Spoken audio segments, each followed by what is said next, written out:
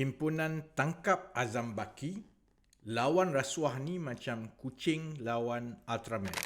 Saya akan turun menyertai satu himpunan yang diwawarkan oleh Bersih dan dianjurkan oleh satu gabungan kumpulan anak-anak muda pada hari Ahad ini, 15 Februari 2026.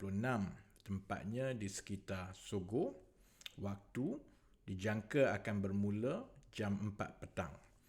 Himpunan ini dipanggil oleh Sekretariat Tangkap Azam Baki untuk menzahirkan tuntutan reaksi rakyat kepada pendedahan mengenai dakwaan penyelewengan dan juga salah guna kuasa yang berlaku di SPRM, terutamanya tuduhan-tuduhan serius terhadap Tan Sri Azam Baki.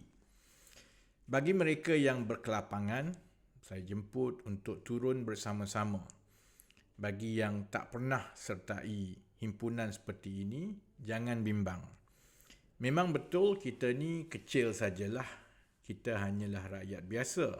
Jadi untuk melawan rasuah, apatah lagi bila yang dituduh itu ada kuasa yang besar, ibaratnya samalah seekor kucing bertempur melawan Ultraman.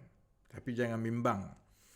Kalau kita di pihak yang benar, insya-Allah kucing pun boleh menang bila lawan dengan Ultraman. Kalau tak percaya, ini buktinya.